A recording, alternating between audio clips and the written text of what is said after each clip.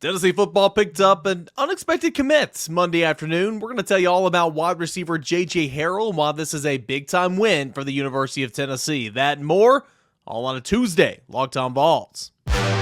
You are Locked On Vols, your daily podcast on the Tennessee Volunteers. Part of the Locked On Podcast Network, your team every day.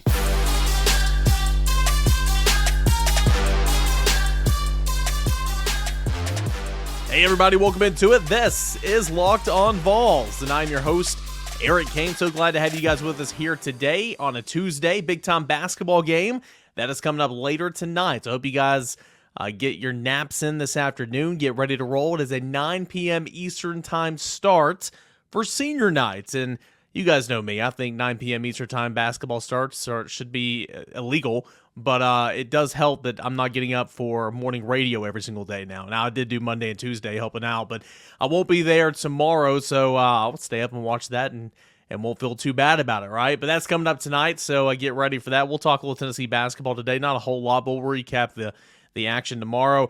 Tennessee got a recruit for the class of 2022, a prospect for the class of 2024. Excuse me, I was all messed up right there. His name is JJ Harrell. Going to break down who that is, why it's a big win for Tennessee coming up in a couple of seconds. Your mailbag questions in segment number 2, and it was a big newsworthy Monday afternoon. You had the commit, then you had Maui Ahuna being deemed eligible to play, and then Tony Vitello reinstated from his suspension. We're going to discuss a little bit of baseball in segment number 3. All that and more here on a Tuesday show. Appreciate you guys for making Locked On Vols your first listen each and every day. Subscribing and thumbs upping and hearting here on the YouTube channel. Appreciate that. And cue of the day. It's simple, and I want you guys to answer in the comment section. Who you taking tonight, Tennessee or Arkansas? It's not who do you want to win. Of course you want Tennessee to win, but pick with your heart. Who is going to win tonight, Tennessee or Arkansas? An Arkansas team that is much different than what it was that just 2-3 weeks ago. All right, so JJ Harrell, Tennessee wide receiver commit for the class of 2024. He was on campus back in January, and he called Tennessee kind of his leaders. He had Tennessee in his top 8. He's really liked Tennessee the entire time. Set a really quick commitment date and ended up backing out of that later in January. And that was good for Tennessee, obviously. Really likes Kelsey Pope, really likes this offensive scheme for the University of Tennessee, and I think that's a big reason why he went ahead and jumped in the boat. So, JJ Harrell, who is he? Well, he's a wide receiver, 6 foot, 185 pounds.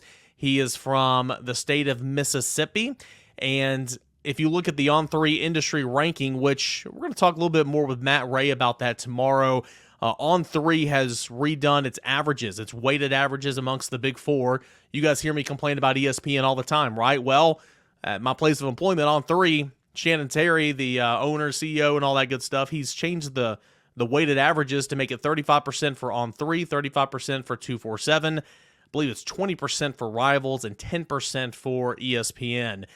So guys like Nico would have been a consensus 5-star prospect. Guys like David Hobbs would have been a consensus top 30 player this past year. Those ESPN rankings dragging both of those players down. So we're going to talk with Matt Ray a little bit about that tomorrow. But if you look at the industry rankings, the weighted averages for JJ Harrell, he is a 108th prospect in the country overall, the 19th best wide receiver, and the 3rd in the state of Mississippi. You look specifically at On3's rankings. He's a top 100 player, 86th in the country, 13th wide receiver, and the 2nd out of the state of Mississippi. He's a guy that's got really, really good speed, can take the top off the defenses. He's a good route runner. He'll continue to get bigger and kind of develop his body and, kind of grow into who he is, when he gets into a collegiate strength and conditioning program. He picked Tennessee over the likes of Ole Miss, Alabama, Georgia, LSU, and some others. Again, he had a top 8. To my knowledge, I don't think he ever trimmed that down. But Tennessee, was won out over some pretty big schools in that regard. So, JJ Harrell, a guy that now makes the 4th commit for the class of 2024, the 5th commit for the class of 2024 for Tennessee, now joining the likes of Jonathan Eccles, Caleb Beasley, Marcus Gorey, and Carson Gentle. Now, JJ Harrell is the 2nd offensive commit for this class, joining Jonathan Eccles, the really highly talented 4-star tight end that, in my opinion, Tennessee's going to have to do all it can to kind of hold on to that ranking or to hold on to that commitments, because I think Jonathan Eccles is going to be a guy that is highly sought after by a number of different schools, specifically in the SEC as well. He's an IMG product, but he's committed to play tight end for Tennessee right now, and hopefully that'll hold. JJ Harrell joins him on the offensive side of the football as a wide receiver commit, and then you've got three defensive commitments for Tennessee, all three from the state of Tennessee, and cornerback 4-star from Lipscomb Academy, Caleb Beasley, 4-star defensive back from Bradley Central, Marcus Gorey, and 3-star defensive lineman from Macaulay High School, Carson Gentle, and that's what makes up the class of 2024 so far for the University of Tennessee. 5 commitments, and now in the industry ranking, Tennessee since 9th with 5 commitments for the class of 2024. Picking up JJ Harrell, Tennessee went from 12th to 9th, so moved up 3 spots on a Monday afternoon. So that's really, really good to see. VolQuest, Austin Price, had a chance to catch up with JJ Harrell shortly after his announcement to the University of Tennessee, and he was quoted saying, "Hey, Tennessee's the right fit because last season they were the most explosive offense in college football. I love everything about Coach Heupel and what he's doing with the program and my relationship I have with the whole staff, and they have a 5-star quarterback coming in, and me and my family felt it was best." Of course, he's referencing Nico Iamaleava. On Kelsey Pope, Coach Pope is going to keep it real with you. He's going to let you know what it is and what it isn't. He is going to stand on his words and mean it. He is going to forever stand on that loyalty. So, likes Josh Heupel, really likes Kelsey Pope, kind of created a bond there as well. He goes on to say, when Pope offered me, the first conversation was very heartfelt. He understands where I come from. I never had a coach understand me and the type of person that I am. We clicked the first day, and he is like a brother to me. On Nico Iamaleava, if I had to choose any quarterback to play with, it's going to be Nico. He is a great player. He puts his teammates in position to win. He is unselfish. He only cares about winning. He is a winner, bro. End quote. And Harold, one more quote from Austin Price's conversation with him over at VolQuest.com. What he brings to the table: I bring to the table a dog. I bring someone who is going to lay his heart on the line, basically an unselfish player who will do anything to win. He said, "Hey, Tennessee's my home." In terms of recruitment, ask if he's done, if he's shutting things down. He answered, "Tennessee is my home." So a really, really good get for Tennessee on Monday afternoon. Makes Tennessee a top 10 recruiting class in the country, industry-wide, and again, chose Tennessee over LSU, Georgia, Alabama, and others, and that came out on Monday afternoon. So a good start to the Monday afternoon for Tennessee, and it only got better really within that hour and a half with the announcement that Maui Ahuna, Tennessee shortstop, is eligible, and then Tony Vitello's 3-game suspension is over, and he's going to return to the dugout later today against Charleston Southern. So that's good stuff there, and it started with JJ Harrell, and again, if football moves the meter, we all care about football, and there's a lot of you guys that really started to follow recruiting a lot. So, of course, I want to bring on the recruiting to this podcast as much as I can. But coming up next, I want to share the mailbag questions and answer those to the best of my abilities that you guys tweeted me in at _Kane or at Locked On Vols. You got to the comment sections on YouTube as well. Appreciate you guys, and we're going to hit up the mailbag questions when we return right here on Locked On Vols. But hey, if you're looking for a delicious treat but don't want all those fat and calories, you've got to try Built Bar. Hey, the holidays are just over, and I know my goal, probably some of y'all's goals, is to eat healthier this year. And if you're like me, you don't want to sacrifice taste for healthiness, right? You got to try Built. With Built, it's healthy, but it's actually tasty. Seriously, they're so delicious, you won't think they're good for you. Perfect for that New Year's resolution. What makes Built Bar so good? Well, for starters, covered in 100% real chocolate. That's right, real chocolate. Come in unbelievable flavors such as churro, peanut butter brownie, and coconut almond. I'm not sure how Built does it, but these Built Bars taste like a candy bar while maintaining amazing macros. And what's even better is they're healthy for you. Only 130 calories, 4 grams of sugar, a whopping 17 grams of protein.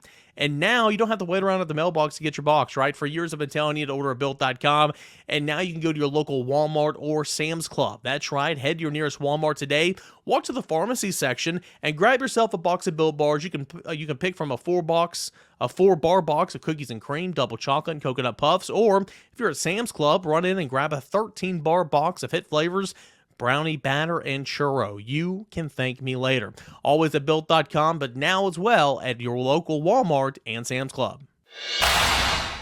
All right, guys, welcome back into it. Your second segment of a Tuesday show. It's time to hit up the mailbag questions. I'm Eric Kane, Locked On Vols. Appreciate you guys hanging out with me here today, and let's go ahead and get into it. Your mailbag questions. We'll start with Jay Grass. Let's see here. He says, in terms of yesterday's content, absolutely right on where Milton should be ranked, in my opinion. Yeah, in terms of the pre-spring quarterback rankings, that list put out from On3, that was a fun subject. And then he goes on to ask, generally speaking, if you had to make an educated guess, do you expect Vol football, Vol basketball to be worse, the same, or better for the next year? Just curious. That's a good question. Now, for football, I mean, in terms of straight win-loss, I mean, you had an 11-win season. You had a 10-win regular season. I mean, that's tough to do. I know the good teams put together, consecutive double-digit win seasons, stack them on top of each other. I recognize that, and that's kind of the hope. But in just terms of a 10-win regular season, that's really good. And you're losing a Biletnikoff Award winner. You're losing, in my opinion, who should have been a Heisman finalist.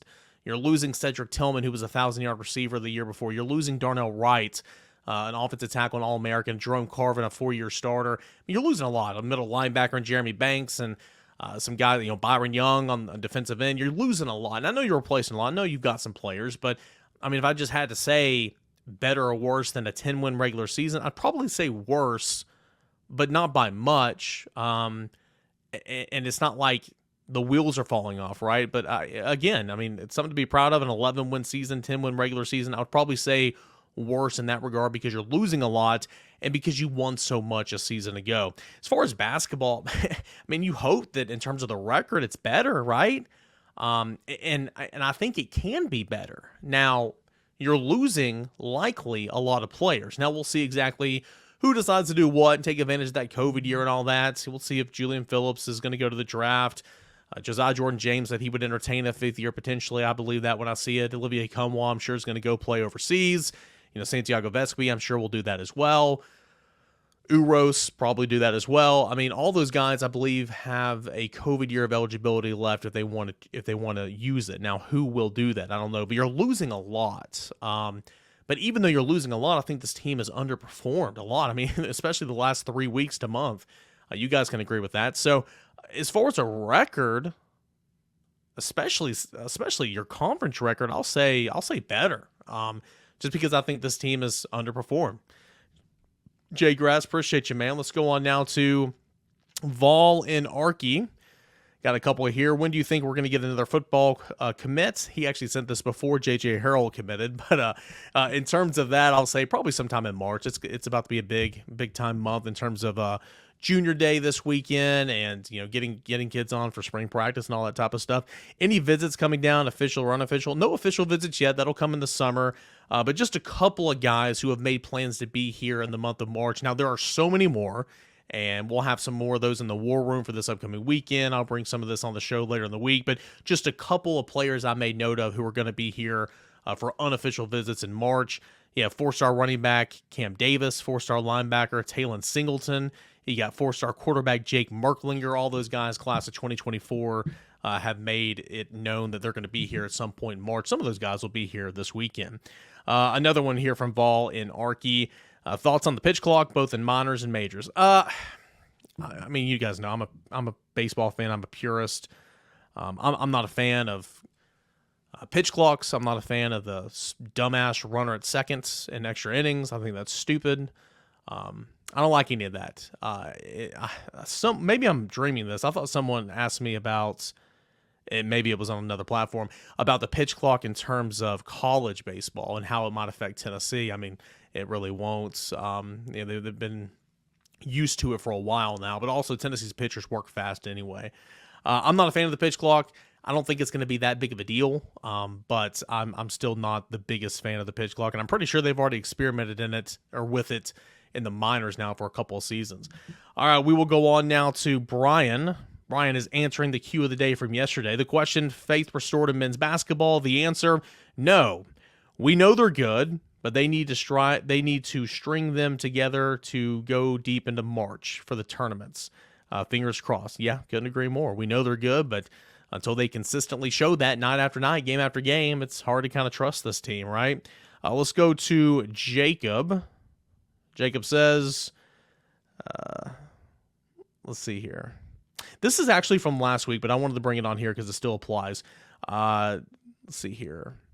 In the last 2 games, again, this is before this last week's games, you have Tennessee getting into foul trouble. Do you think the refs look for fouls on us more because we're a physical team, or is this just bad breaks / Pat Adams? I love that you threw Pat Adams in there. I don't think officials are going out of their way to call fouls against Tennessee, but take a guy like Zakai Ziegler. He runs into foul trouble all the time, it seems like. Officials know that. So if they're watching and they see a close call that could go 50-50 either way, knowing that he's a guy that struggles with fouls, they're probably going to call a foul because it's not an official thing, it's a Zakai Ziegler thing. I hope that makes sense. I don't think it's official driven. I just think it's, Tennessee being careless at points in time. Zakai Ziegler for sure being careless and just committing stupid fouls, going over the back, reach around, stuff like that, picking up 4 fouls at the 14-minute mark against Kentucky. Just a little ridiculous in that regard. You got a couple more here we'll blow through here in segment 2. Appreciate you guys for tuning in and giving me some questions to work with here in the mailbag. Tyler's got a baseball question. Says, so now with Maui, are the Vols free? What kind of lineup shifts do you envision and expect from the baseballs? How much of a boost do you see him giving this team at the plate? Yeah, I mean, if he can hit anything like he did at Kansas, then, I mean, that's going to be good for Tennessee baseball. He was a really good hitter for Kansas. Ended the season on a 20-game hit streak, I believe. I'll have to go check my notes. Led the team in hits and average and all that type of stuff. An all-conference player. I think he'll give them a boost for sure. Now, in terms of where he'll be in the lineup, I think before it's all said and done, he will hit he will hit leadoff for this team. Will he be hitting leadoff later today? I don't know. I could see them easing him back into the lineup, try not to make it a pressure situation, maybe hitting 6th, but he can also hit 2nd in the order and allow Christian Moore to go to 3rd, Blake Burke to go to cleanup, and kind of get a lefty, righty, lefty there in the heart of the order. Since he's got a ton of left-handed bats, Maui included, he's a left-handed hitter, but if you put Maui at 2, then you can put the right-handed hitting Moore at 3 and kind of create some semblance. And then, of course, you got Griffin Merritt, who's a right-handed hitter, and then Zane Denton, who can hit switch. And so that kind of gives Tennessee some options behind Maui as well. So we'll have to see. There's some options there, Tennessee. It is a good situation to be in. Let's go to Silos. I'm sure you've already talked about this, but what are your thoughts about the whole Brandon Miller situation? If this happened at UT, how far do you think it would have gone? It's a good question, man. I try to live my life and again, I'm human. I try not to be critical of anybody too hard because I know everybody makes mistakes and all that. And I'm not saying I'm just saying this in general. But what Brandon Miller, is involved with in this whole situation, I think it's a little ridiculous. I myself would have a hard time being a fan of a program that allowed, someone to still play after that situation. He did not commit murder, but there was loss of life, and he's all up in that situation, and it's heartbreaking. And Nate Oates has not handled this well. He's been really, really bad, in fact. And I understand the little pat-down routine and pregame introductions. That's something that Miller and Alabama's been doing all season long. But, I mean, goodness gracious, like read the flipping room. I mean, have a heart. Like, what are you doing? If I'm sitting here and I'm the family of the deceased and I'm watching that, or I see a video clip of that, and I'm like, and this guy's getting to go out there and play, and he's going to be a top 5 lottery pick and all this stuff. I mean, it's insulting. It's embarrassing. It's not a good situation. I would have a hard time rooting for a team with a player on that team like that. That is just me. And we got 2 more. We'll go on to Blah here. It seems like the athletic department has taken a massive leap in the last 2 years. Football gets to a New Year's Six win. Men's basketball is considerably high ranked. Baseball is good. Women's basketball is good. Is there any other program with this much balance? Here lately, it doesn't feel like that. But I know Alabama athletic department wide is pretty balanced. I know some other teams around the SEC, because you got to remember there are some other programs, athletic departments around the SEC that have other sports that Tennessee does not. Gymnastics is huge. Only a couple of teams in the SEC have that. Rowing is a sanctioned sport at some institutions, where Tennessee is just a club sport.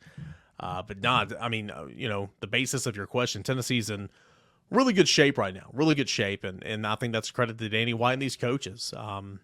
It's really fun to watch.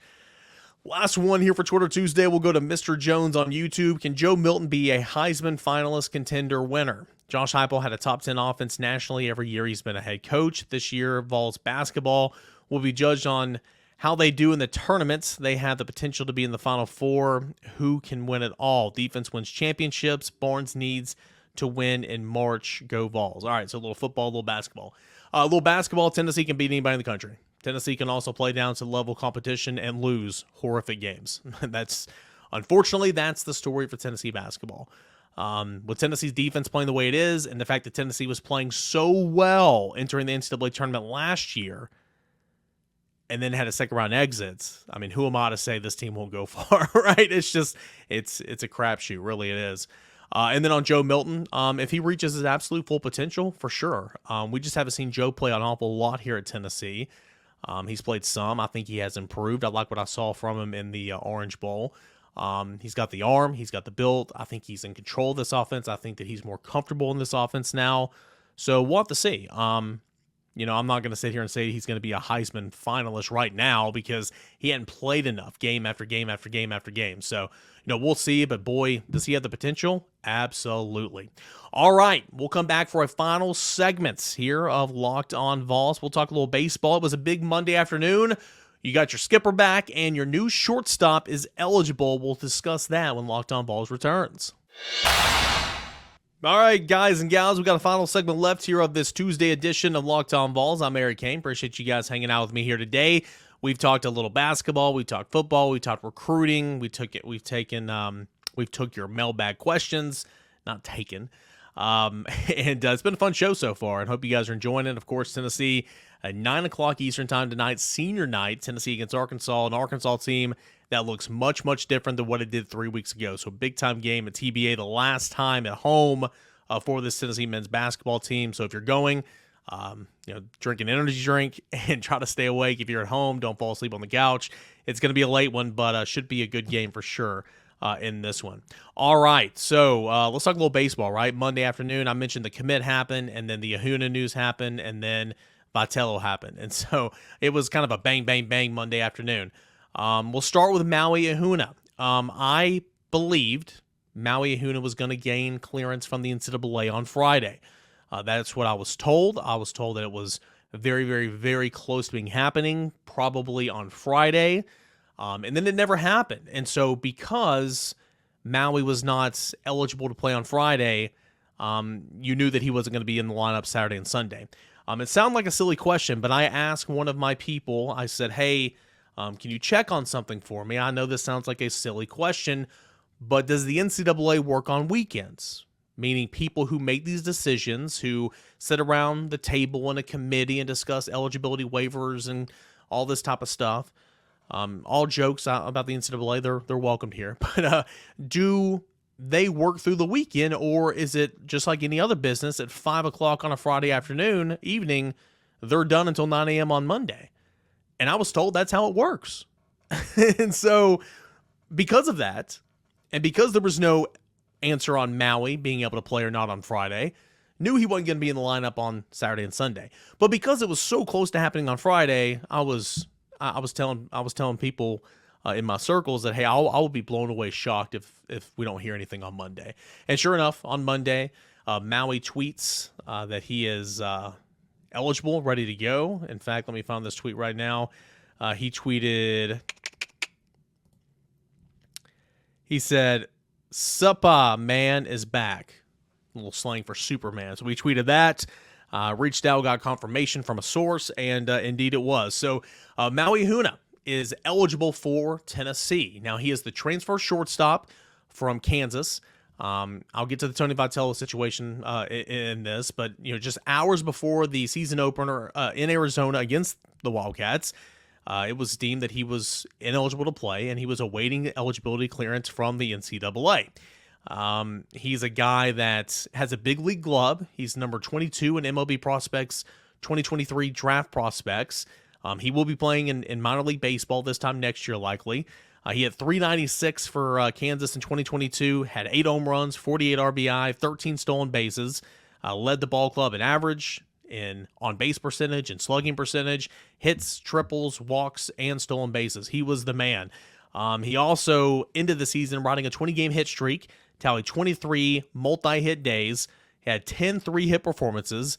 Defensively at shortstop, he made SportsCenter's top 10 place twice, and this past summer, before arriving at Tennessee, he spent the summer with USA Baseball Collegiate National Team. So Maui's the real deal, and he had a good fall for Tennessee, and out there watching him just field ground balls and do his work at the 5-6 hole, he looks really, really good. So that is great to see. It was unfortunate that he had to miss the first 8 games of the regular season, but he's ready to go now, and it's before SEC play, and it's before Tennessee gets into a real, heart of the schedule. So that's good. It's going to be time for Maui to catch up a little bit.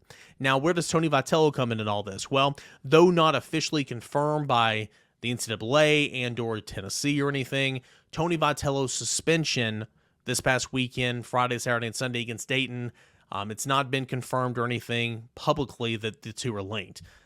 They are linked. Tennessee has been in conversation with the NCAA for months now, dating back to almost when Maui arrived on campus over the summer, about how he got to campus. There's been some alleged tampering on behalf of Tennessee, yada, yada, yada. Whatever the case may be, something happened in trying to get Maui to campus. And, because of that, Tennessee went out and, announced Friday at game time, right before first pitch against Dayton, that Tony Vitello was going to be suspended for that series. This is the quote on Friday. It said the university and Coach Vitello are working collaboratively with the NCAA to address a violation within the program. Coach Vitello will be suspended for this weekend series with Josh Heupel serving as acting head coach, and we will provide an update on Monday. Coach Vitello has acknowledged his mistake and accepted full responsibility. We appreciate his cooperation in the process and his dedication to do right by the student athletes in the Tennessee baseball program. NCAA bylaws prohibit additional comment or details. The university will continue to emphasize to all staff the imperative of leading with honesty and integrity, end quote. So Tony Vitello had to sit this past weekend. Well, painting itself into a corner, because what happens if you didn't have anything, if you weren't ready to reinstate Tony Vitello, or you didn't get the good news of Maui being, deemed eligible and all that? What were you going to do at 5 o'clock on Monday evening if you didn't have anything to say? Well, you came out and said they're going to provide an update on Monday. Luckily, it didn't come to that, because at about 2:45, just before 3 o'clock in the afternoon, Tennessee released a statement. Said, hey, we are pleased to announce that Coach Vitello has completed his 3-game suspension. He will be back in the dugout leading the baseball team tomorrow, which is today against Charleston Southern. We are also thrilled that Maui Ahuna's eligibility has been reinstated, and he is available to join Tennessee's active roster effective immediately. So, we had already, over at VolQuest.com, we had already reported on Maui at this time, and then we were waiting on this statement from Tennessee to put it out there. But what a good week. What a good Monday afternoon for Tennessee baseball. You get your shortstop, arguably your best player, right? He's never played a game for you, but he's arguably your best player. And then you get your skipper back. And we'll see what happens. One thing real quick, I want to make note of this. Okay? Tennessee and Tony Vitello, the suspension was between Tennessee and Tony Vitello. Okay? This was not an NCAA suspending Tony Vitello. The NCAA is asking questions. The NCAA I'm not saying anything will come of that, but, I'm not saying that the Tony Vitello part of this is completely done either. And 2 months from now, potentially the NCAA can say, okay, well, we found this, Tony Vitello, you're canned for 5 games or whatever. I don't know. More could happen from this if the NCAA finds something, if they think that it's warranted and if they can prove it. Tennessee would not put Tony Vitello back in the dugout if they didn't feel comfortable in doing so, and that's what they did. So wanted to make that abundantly clear. The NCAA did not suspend Tony Vitello. Tennessee suspended Tony Vitello. Therefore, down the line, if and when the NCAA does find something, if they do, and if they act on it, there could be repercussions down the line. But I'm not saying that's likely. I'm just saying that is a possibility. I want to make that abundantly clear, because I've seen some people out there saying, oh, it's great to put all this behind us. And again, it is, but this could resurface down the line potentially. I'm not trying to create a scare here. I'm just saying, what it is. And so that just kind of is what it is. Last thing I'll say on this, Tony Vitello being back, that's great. Tennessee baseball has enemies. All right. I'm not going to say, who did it or what school or what program or what individual or whatever. But Tennessee baseball has enemies. And if you are going to call somebody else out, if you're going to tattletale on somebody, you best hope your closet's clean. All right. Because I am not oblivious enough, and I don't think you are either, to think everybody plays by the rules and everybody does things the right way. If you're going to call somebody else out for allegedly doing something, then you best hope that your program is spotless. And this all goes back because people don't like Tony Vitello. Coaches around the SEC don't like Tony Vitello. They probably respect him, and they should, because he's a competitor and he's obviously a good developer and a good leader. Look what he's done with the Tennessee program in 5 years. Probably respect him. Don't have to like him. The way Tennessee plays rubs people, the wrong way a lot of the times. It's just kind of is what it is. This whole thing is because Tennessee has enemies. Right, wrong, indifferent, that's not for me to decide. I'm just saying this whole thing with Maui, with Tony, missing games, all that type of stuff, suspensions, ineligibility, all that, it's because Tennessee has enemies. All right, that will do it here for this edition of Locked On Vols. Tennessee baseball will be back in action later this afternoon at 4:30 against Charleston Southern. Tony Vitello will be in the dugout. Maui Ahuna will be hitting somewhere in this lineup, and we'll be playing shortstop for the University of Tennessee, which is a good thing. Looking forward to that. Tennessee basketball tonight, 9 o'clock Eastern time. Senior night against Arkansas. That and a whole lot more we will discuss on Locked On Vols tomorrow, plus catching up with Matt Ray and Josh Ward. So looking forward to all that. Appreciate you guys, as always, for tuning in, making Locked On Vols your first listen. Rate me 5 stars on Apple Podcasts. Leave me a positive review. That would mean so much to me. Please like this video, subscribe to the channel on YouTube, and we'll do it again tomorrow. Same time, same place. This is Locked On Vols.